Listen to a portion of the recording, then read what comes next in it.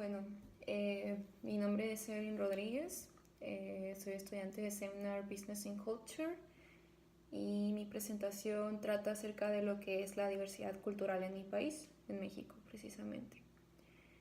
Y bueno, todos sabemos que México es un país reconocido a nivel mundial debido a la gran cantidad de diversidad cultural que este tiene.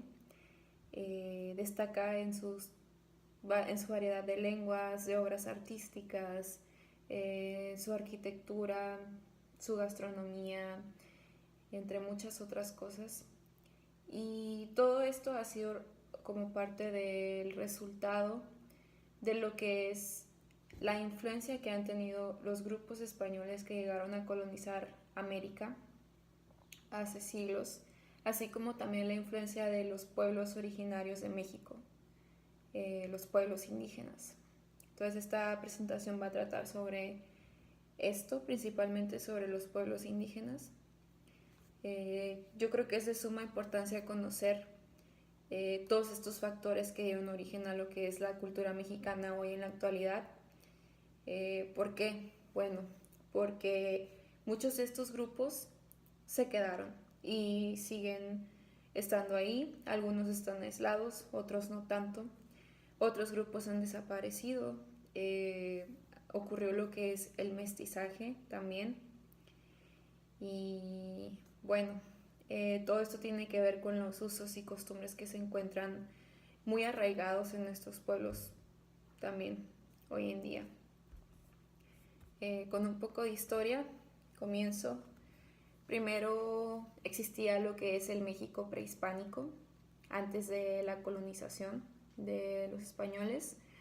Existían distintas culturas a lo largo del tiempo. La época era desde el año 2000 a.C. hasta el 1520 después de Cristo. Y estaba dividida esta época prehispánica en México en tres periodos, que era el preclásico, el clásico y el posclásico. Y dentro de estos periodos surgieron grandes civilizaciones. Por ejemplo, los olmecas fueron la primera gran civilización y se encuentran ubicados en lo que es el preclásico. Los mayas, por otro lado, han estado presentes desde el preclásico, el clásico, el posclásico e incluso en la actualidad todavía existen grupos mayas. Y por otro lado tenemos a los mexicas, que realmente relativamente fueron la civilización más nueva que existió en México antes de la llegada de los españoles.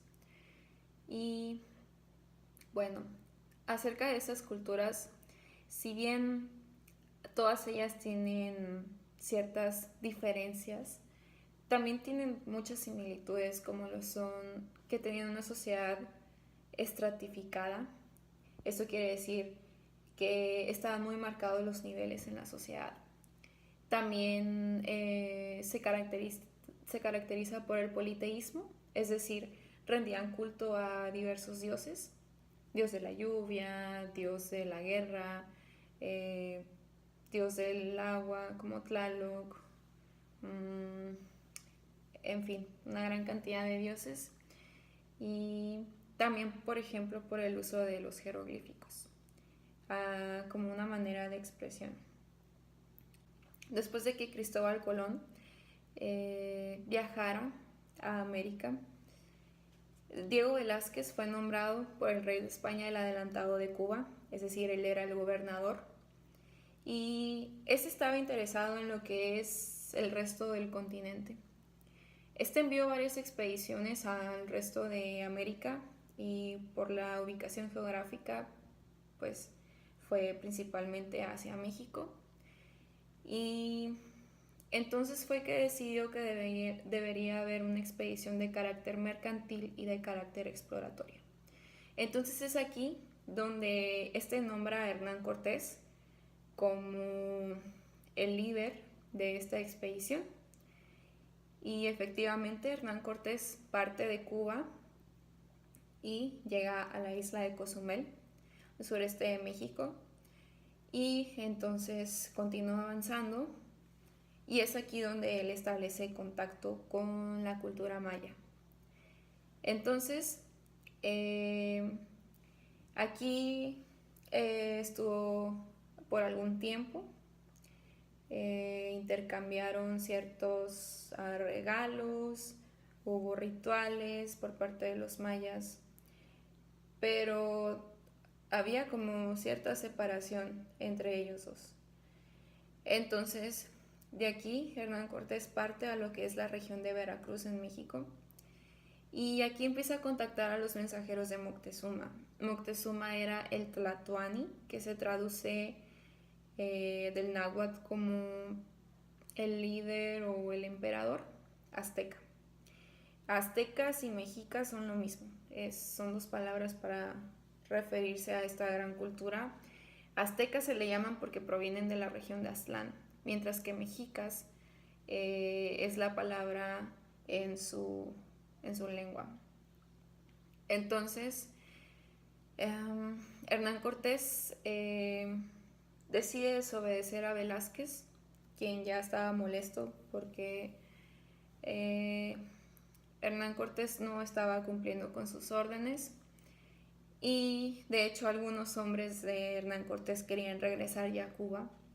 Ellos argumentaban que ya habían explorado lo suficiente, pero Hernán Cortés lo que hace es que les dice que no, toma la expedición en lugar del nombre del gobernador Diego Velázquez, a nombre del rey de España.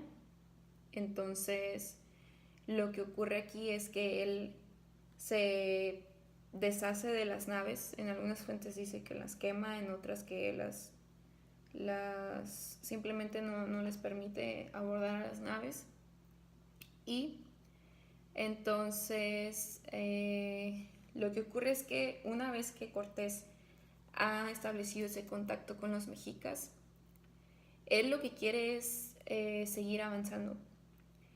Entonces, él empieza a establecer contacto con otras culturas importantes en México, en el México prehispánico.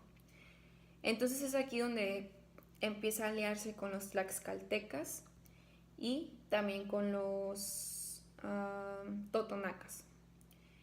Y pues entre otras culturas, la predominante siempre fueron los mexicas, pero las demás culturas, como eran enemigas, y Hernán Cortés les había prometido que les iba a quitar a los aztecas de encima, entonces todos se aliaron con Cortés antes de que él partiera a Tenochtitlan. Tenochtitlan era la capital del Imperio Mexica. Entonces, en 1519, Moctezuma invita a Cortés a alojarse en el Gran Palacio.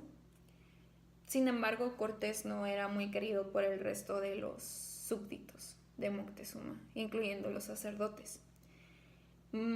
Cortés siempre trataba de imponer la religión católica o de tratar de convencer a las demás personas de adoptarla, y es por eso que lo hallaban irrespetuoso.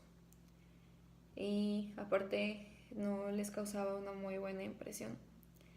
Entonces, efectivamente, resulta que Hernán Cortés decide arrestar a Moctezuma una vez que vio que los mexicas lo superaban en número y que era muy sencillo que aniquilaran a todos los españoles. Lo arresta a manera de escudo. Moctezuma se rinde sin objeción alguna. Después de unos días de estar atrapados en el palacio, Hernán Cortés decide hacer uso de este escudo, que es Moctezuma, y le ordena que vaya a la azotea. Una vez en la azotea, le dice que debe de apaciguar o de calmar a su gente, que estaban muy, muy enojados por la llegada de los extranjeros. Entonces Moctezuma sube y resulta que recibe toda clase de heridas por flechas, por piedras, por parte de su misma gente, que estaba muy molesta porque él había confiado en los españoles, y de este modo él consecuentemente es asesinado. Después, una vez que ya los españoles ya no tienen esta ventaja, deciden que deben de escapar y deciden que deben de hacerlo de noche para confundir a los mexicas. Entonces Ellos lo intentan, sin embargo, después de un tiempo son vistos por la población mexica, y lo que ocurre aquí es que muchos de ellos son asesinados, y es por ello que se llama la Noche Triste. Y con el tiempo, después de días de combates, es entonces cuando Hernán Cortés al fin logra conquistar a la gran cultura azteca o mexica, y cae Tenochtitlan en el año 1521, después de todos estos combates. Y después de que los mexicas fueron debilitados, todas sus resistencias por no solamente los españoles, sino también todas las culturas que estaban alrededor de su territorio. Y bueno, con un poco de historia, entonces es que se logra establecer la base sobre lo que era la cultura mexicana antes y lo que es después de la conquista española, porque ambos son factores muy importantes. Decidí enfocar mi trabajo un poco en lo que son los indígenas en nuestro país, porque ellos son los que brindan la gran variedad. Y bueno, primero las lenguas. En México se encuentra una gran cantidad de lenguas, es muy denso. Es el país que mayor cantidad de lenguas habladas se tiene. Distintas fuentes en México sostienen que alrededor de 364 variantes lingüísticas de aproximadamente 64 lenguas son las que existen, de acuerdo con el INEGI, que es el Instituto Nacional de Estadística y Geografía en este país. Este también establece que el 10% de la población pertenece a una población indígena, y que 10 millones de personas en México hablan al menos una lengua indígena. También dentro de lo que es la cultura es muy importante destacar que en México es muy importante lo que son las artesanías, y las artesanías provienen de los grupos indígenas. Nosotros tenemos lo que son los alebrijes. Los alebrijes consisten en figuras, pueden ser de varios tamaños, están hechas de cartón, de papel, de madera, periódico, cualquier cosa que los indígenas puedan darle alguna forma, o cualquier persona. Y la forma es principalmente animales. Pueden ser animales que existen, o animales que ellos mezclan, por ejemplo, que puede ser mitad puma y mitad águila, o mitad serpiente y mitad águila, o cualquier otra forma que ellos inventen. También puede ser sobre animales que no existen. En México también tenemos lo que es el rebozo, hecho por estos pueblos indígenas. El rebozo es un rectángulo, está hecho de tela, puede medir algunos 2 metros por 1.5 o cualquier otra medida que funcione, y están hechos de lana, de algodón, tienen distintas figuras, diseños, colores, y lo usan las mujeres mexicanas principalmente. Es visto en cualquier traje típico de México. En México la mayoría de los estados tiene al menos un traje típico, dependiendo de las culturas que habitaban y de otros aspectos. Es usado por las mujeres mexicanas para cargar cosas, pudiese ser como el rebozo en el cuadro de Diego Rivera, en el cual una mujer está cargando alcatraces, o puede ser un rebozo para cargar a los bebés, que facilita, es una forma ergonómica de cargarlos porque están cerca del seno materno, y es una forma segura de transportar a los bebés. Esto es el rebozo. También hay figuras de barro. Esto es muy importante en los hogares mexicanos. ¿Por qué? Porque no solamente ahora pertenecen a lo que son los grupos indígenas, es parte de la identidad de todo México.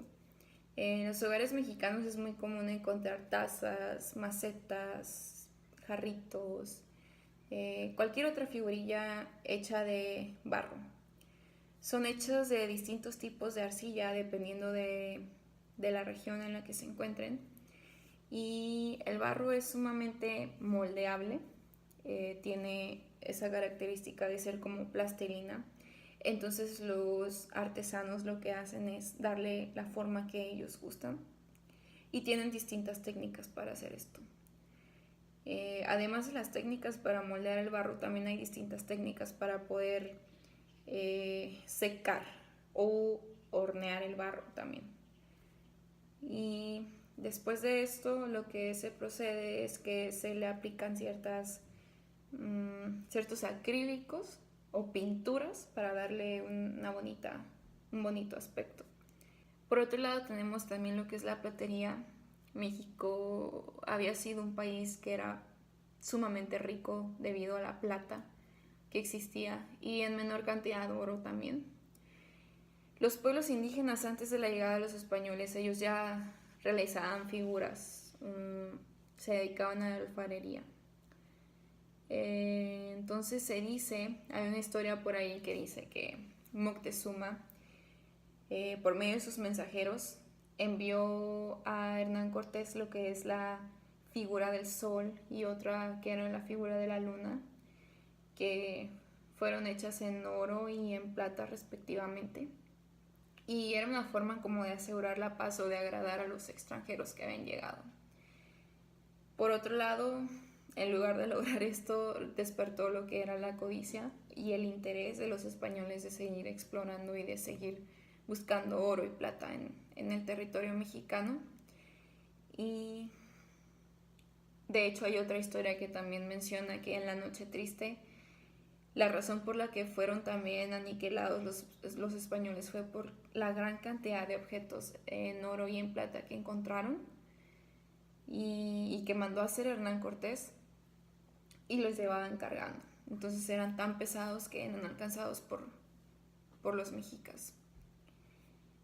Y la platería siempre ha sido muy, muy, muy importante. También hay un lugar en México que se llama Taxco, muy famoso por su joyería. Y esas son algunas de las artesanías que existen en México. Existen muchísimas más, pero tuve que acortar un poco la exposición. Sobre las tradiciones, hay una tradición que últimamente ha cobrado mucha fuerza de manera internacional, que se trata sobre lo que son lo que es el Día de Muertos. El Día de Muertos es una tradición en la cual gracias a que en México las culturas prehispánicas eran politeístas, ellos tenían siempre un dios de la muerte. Entonces ellos veían la muerte como el siguiente paso de la vida, no lo veían como el final. Entonces, esa tradición, si le agregamos que el catolicismo llegó a América, es una fusión de estas dos culturas. Se festeja desde el 1 y 2 de noviembre, que los españoles decidieron cambiar las fechas que tenían los pueblos indígenas y las movieron a los días santos para la Iglesia Católica, que es el Día de los Fieles Difuntos y el Día de Todos los Santos. En los hogares mexicanos nosotros siempre tenemos en noviembre, el 1 y el 2, lo que son los altares de muertos. Tenemos 2, 3 o 7 niveles. Ponemos una mesa con estos niveles y tienen significados. Por ejemplo, los 2 niveles son el cielo y la tierra, y 3 niveles le añaden el purgatorio, y 7 niveles también tienen su significado cada nivel.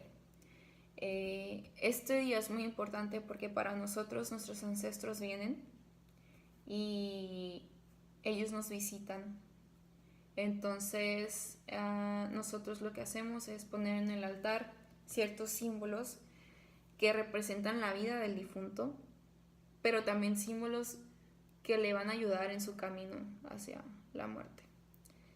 Entonces se pone agua, que significa pureza, significa vida. Se pone la figura de un perro negro, porque el perro es el guía espiritual entre los dos mundos. También ponemos lo que son flor de cempasúchil. Esta flor es de colores naranja y amarillo, y esto indica que el olor es muy rico y es muy bonito. Entonces se dice que esto guía a los difuntos hacia el altar. También, entre otras cosas, se tiene papel china picado de colores y calaveritas de azúcar y el pan de muerto. El pan de muerto fue añadido por los españoles, que simbolizaba la Eucaristía. Esta festividad se celebra de manera humorística, se celebra de manera alegre. Es una manera de honrar a nuestros difuntos. México se caracteriza por siempre burlarse de todo, hasta de nosotros mismos y hasta de la muerte misma. Entonces, otra característica de esta festividad muy importante también son las calaveritas literarias. Nosotros hacemos rimas. Casi siempre en la escuela las hacemos muy cortas, pero las hay muy largas y hay de todo tipo, que tiene que ver con la muerte o con el Día de Muertos. Entonces, por ejemplo, yo encontré una que dice: la muerte trajo manzanas para todos en el salón, pero estaban envenenadas, todos se fueron al panteón. Y es como una forma graciosa de burlarse. Y al parecer esta la hicieron en una escuela también. También está la Catrina, un personaje muy importante del siglo pasado, que fue creado como una manera de burlarse de los indígenas, que en lugar de sembrar y cosechar frijol, lo hacían con garbanzos. Entonces hicieron mucho dinero rápidamente, y al ser tan ricos ya no reconocían sus orígenes indígenas.